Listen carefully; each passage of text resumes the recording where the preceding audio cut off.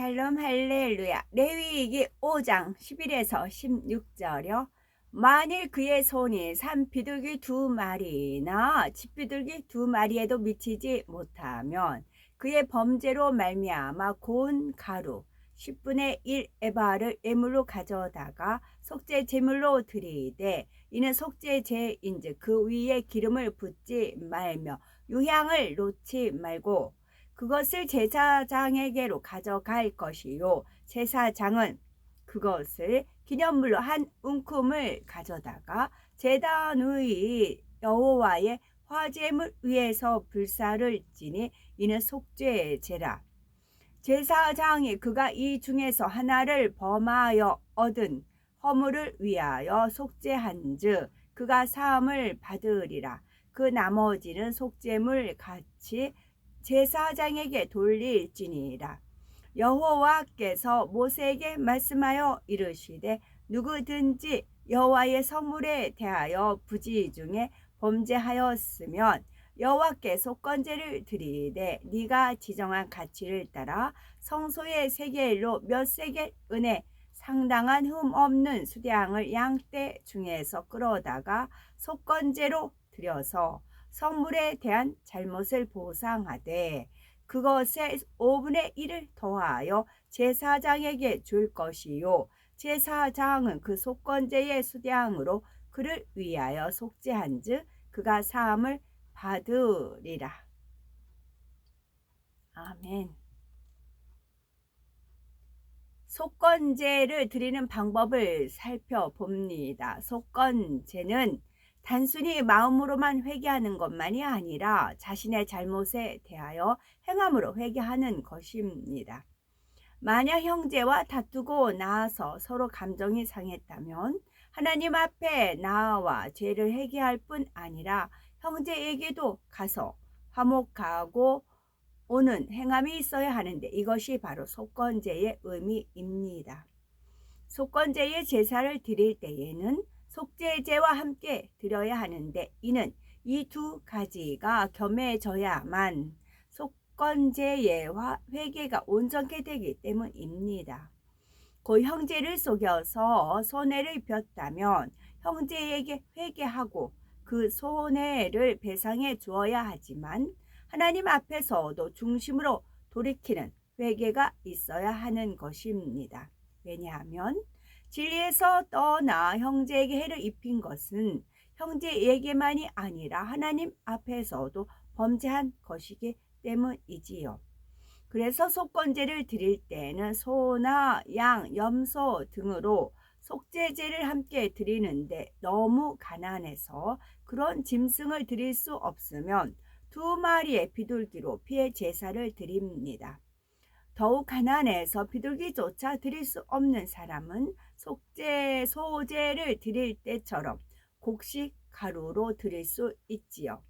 물론 속죄제는 죄사함의 제사이기에 그 제물은 당연히 짐승으로 드려서 피해 제사를 드려야 하지만 아무리 가난해도 죄사함은 받아야 하겠기에 가루로라도 드릴 수 있도록 긍휼을 베풀어 주신 것입니다.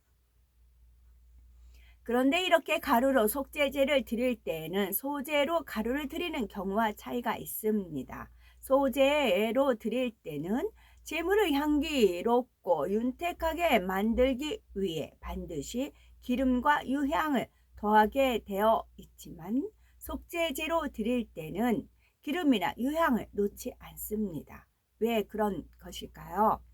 속죄의 제물을 단 위에 불사르는 것은 그 죄를 불사르는 것과 같은 의미이기 때문입니다. 죄를 불사르는 제사에서 그 제물의 유향과 기름을 더하여 윤택하게 할 수는 없는 것이지요. 이렇게 가루에 유향과 기름을 더하지 않는 것은 영적으로 볼 때 하나님 앞에 회개하는 사람들이 어떤 자세로 나와야 하는지를 알려주고 있습니다. 열왕기상 21장 27절을 보면 아합 왕이 하나님 앞에 회개할 때 그 옷을 찢고 굵은 배로 몸을 동이고 금식하고 굵은 배에 누우며 행보도 천천히 했다 했습니다. 두렵고 떨림으로 마음을 찢으며 회개하니 겉으로도 겸비한 행함이 드러나게 되는 것이지요. 만약 우리가 하나님 앞에 회개한다 하면서 오락을 즐기고 기름진 음식과 화려한 것을 담아거나 사람들과 어울려서 웃고 농담을 주고 받는다면 하나님께서 네가 정령 중심으로 돌이키는구나 인정하실 수 있겠는지요? 참으로 마음을 찢으며 회개하는 사람이라면 당연히 근신하고 절제하여 자신을 낮추게 됩니다. 말 한마디 행동 하나까지도 조심하여 하나님 앞에 삼가는 행함을 보이게 되는 것이지요.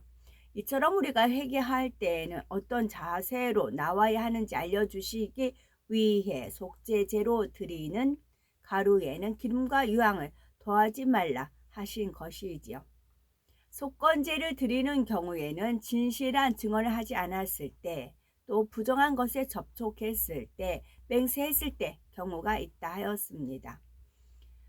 레위기 5장 15에서 16절을 보면 누구든지 여호와의 성물에 대하여 그릇 범죄하였거든 여호와께 속건제를 드리되 너의 지정한 가치를 따라 성소의 세겔로 몇 세겔 은혜에 상당한 흠없는 수량을 때 중에서 끌어다가 속건제로 드려서 성물에 대한 번과를 갚되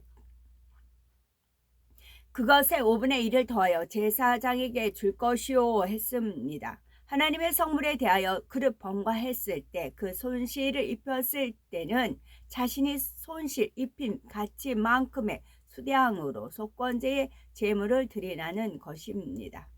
성물 곧 성전 안에 있는 기물들은 하나님의 것입니다.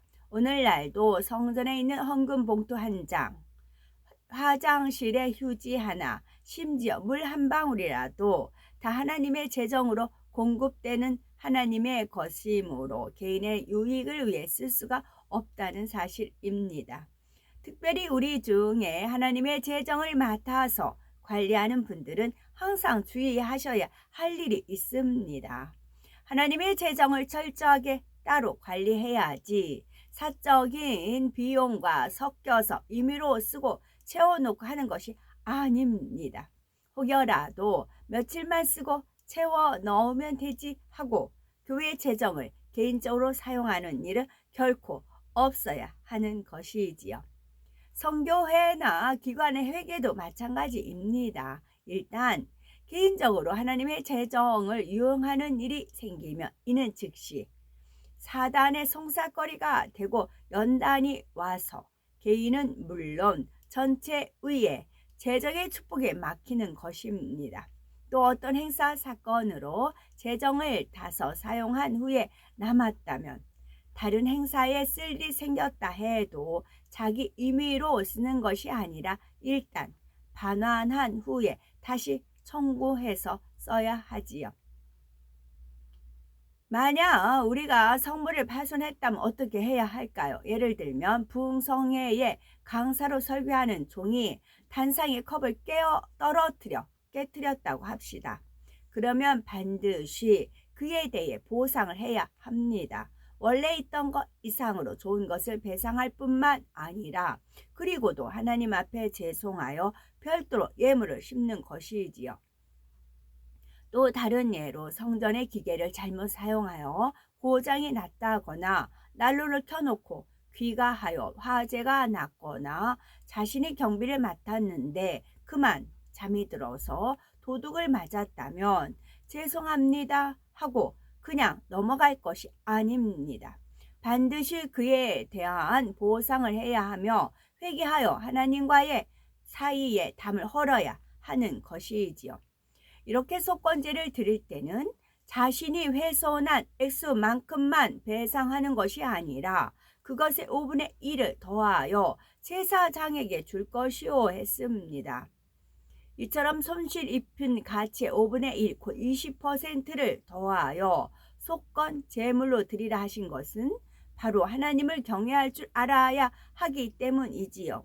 내가 이만큼 손해를 입혔으니 이만큼 갚아주면 된다 하는 계산적인 마음이 아니라 하나님 앞에서 더 겸비하고 삼가지 못한 것을 죄송하게 여기는 마음으로 속건제를 드려야 함을 알려주는 것이지요. 만약 우리가 회사의 회장님 댁을 방문했다가 그 댁에 귀한 물건을 파손했다면 비록 더 좋은 것으로 보상해 드렸다 해도 웃어른에 신뢰되는 일을 행한 것이기에 여전히 민망하고 죄송할 것입니다. 하물며 만군의 여호와 하나님의 성전에서 또한 하나님께 속한 성물을 다룸에 있어서는 얼마나 더 삼가하고 주의해야 하겠습니까? 성물을 훼손하면 그 가치만큼의 5분의 1을 더해 속건제를 드려야 한다는 규정은 이처럼 우리가 하나님의 성물을 대할 때 삼가 근신하여 행해야 함을 상기시키기 위해 정해진 것입니다. 먼저는 성물을 대할 때 항상 삼가고 조심하여 오용하거나 훼손하지 말아야 하며 혹여 부주의하게 손실을 입혔을 때는 중심에서 민망하고 죄송한 마음으로 회개하여 손실된 것 이상으로 온전히 갚아드려야 하는 것이지요. 우리가 하나님 앞에서 경건하게 행해야 하는 것은 성물에 대해서만이 아니라 성전 전체에 대해서 해당되는 말입니다. 하박국 2장 20절에 보면 오직 여호와는 그 성전에 계시니 온 천하는 그 앞에서 잠잠할지니라 하셨습니다. 하나님은 무소부재하여 어디에나 계시지만 성전은 특별히 구별하여 하나님의 이름을 두신 거룩한 곳이므로 성전 안에서는 마음과 행실을 더욱 경건하고 거룩하게 행해야 하며 그 안에서는 세상적인 말이나 진리가 아닌 말들도 금해야 합니다. 특히 어린 자녀들을 둔 분들은 아이들이 성전 안에서 뛰어놀고 거친 장난을 하거나 성물을 낭비하거나 더럽히고 훼손하여 하나님과 담이 되는 일이 없도록 잘 가르쳐야 하지요. 이렇게 하나님의 성전이나 성물 하나하나를 소홀히 여기지 않는 것이 곧 하나님을 경외하고 존중하는 것이며 그렇게 행할 때 하나님께서도 우리를 존중히 여기십니다. 여기서 한 가지 더 기억할 것은 하나님의 보장받는 종에 대해서도 마음과 행동을 조심해야 한다는 사실입니다. 모세처럼 하나님의 권능을 행하는 종을 비방하거나 해방했을 때는 하나님을 직접 대적한 것과 마찬가지의 범죄가 되어 원수 마귀의 송사를 받는 것을 볼 수가 있지요. 이럴 때는 하나님 앞에 회개할 뿐 아니라 자신의 잘못한 종에게 직접 가서 자복하고 회개하여 담을 헐어야 합니다. 이렇게 해서 모든 죄의 담을 헐어버렸을 때라야 비로소 하나님의 역사를 체험할 수가 있는 것입니다. 레위기 6장 2절에서 5절을 보면 남의 물건을 막거나 전당 잡고도 그 사실을 부인하고 물건을 채었을 때나 강도질하거나 협박하여 취하였을 때 혹은 남이 잃어버린 물건을 얻고도 사실을 부인하여 자신이 취하였을 때 그 죄를 사함받는 방법이 나옵니다. 물론 하나님을 믿는 사람이 이런 죄를 고의로 범한다는 것은 있어서는 안 될 일이며 여기서는 하나님을 믿기 전에 잘못했던 것을 회개하거나 부지 중에 남의 것을 취한 후에 스스로 깨달았을 때 회개하여 사함받는 방법을 말합니다. 이런 죄를 범한 것이 밝혀지므로 그 죄를 속하려면 범죄한 물건만이 아니라 그 물건 가치의 5분의 1을 더하여 원래 주인에게 돌려보내야 하는 것입니다. 여기서 5분의 1이라는 숫자를 계산하라는 의미가 아니라 그만큼 중심에 회개를 행함으로 보일 때 하나님께서 그 죄를 사해 주신다는 의미입니다. 예를 들어 하나님을 믿기 전에 도적이었던 사람이 자신이 입힌 손해에 대해 배상하려고 해도 일일이 예전에 자신 도적질한 사람을 찾아서 보상을 해줄 수 없는 경우도 있습니다. 과거의 모든 잘못을 일일이 계산하여 정확하게 갚을 수 없는 경우도 있지요. 이런 경우에는 이후로 열심히 회개의 행함을 보이면 됩니다. 자신이 일해서 떳떳하게 번 돈으로 열심히 하나님의 나라를 위해 드리며 또한 어려운 사람들을 위해 열심히 구제해 나가면 되는 것입니다. 이렇게 회개의 행함을 최선을 다해 쌓아 나갈 때 하나님께서는 그 중심을 인정하시고 죄를 사해 주시는 것이지요. 하나님께서는 온전한 예배와 예물을 드리고 온전한 11조를 드릴 때 우리의 영혼이 잘되게 하시며 범사에 잘되고 강건하여 복을 쌓을 곳이 없도록 축복하신다고 약속하셨습니다. 그러므로 우리는 말씀을 통해 우리의 예배와 예물을 하나님께 기뻐하시는 방법대로 드리며 더 나아가 우리의 삶 전체를 하나님께서 기뻐하시는 산제사로 드림으로 항상 풍성한 사랑과 축복 가운데 거한 우리가 되어야 되겠습니다.